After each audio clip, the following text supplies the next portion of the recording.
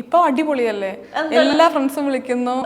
ഇപ്പം സാധാരണ നമ്മൾ കഴിക്കാറ് ഈവനിങ് സാലഡ്, ഉച്ചക്ക് എന്തെങ്കിലും ചെറുതായിട്ട് നമ്മൾ ഉണ്ടാക്കും, രാവിലെ നമ്മുടെ ബ്രേക്ക്ഫാസ്റ്റും കാര്യങ്ങളൊക്കെ. ഇപ്പൊ വിഷ്ണുവിടെ ഒറ്റയ്ക്കാണെന്ന് അറിയുകൊണ്ട് പിടി ഇറച്ചിയും പിന്നെ പുട്ടും ചിക്കനും പിന്നെ നെയ്ച്ചോറും ബീഫും ഇതൊക്കെയാണ് ഓരോ വീട്ടിൽ നിന്ന്. തിരിച്ചു വരുമ്പോ അയ്യോ വിഷ്ണു ഒറ്റയ്ക്കല്ലേ പാപം എന്ന് വിചാരിച്ച് എല്ലാം പൊതിഞ്ഞു കൊടുത്തേക്കും ചെയ്യും. അപ്പൊ ഉച്ചയ്ക്ക് അതുമാണ് കഴിക്കുന്നത്. അപ്പൊ ഇപ്പൊ സുഖജീവിതമാണ്. പൊതുവെ ഈ NRI മലയാളികൾ സ്ഥിരം പറയാറുള്ള കുറച്ച് കാര്യങ്ങളുണ്ട്.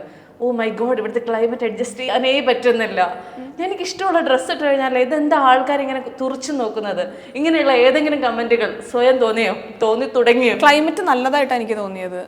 ആദ്യമായിട്ടാണ് ഒരാൾ ഇങ്ങനെ പറയുന്നത്. കാരണം ഞാൻ വരുന്ന സമയത്ത് 2-3 ദിവസം അവിടെ 30-31 ഡിഗ്രി ആയിരുന്നു.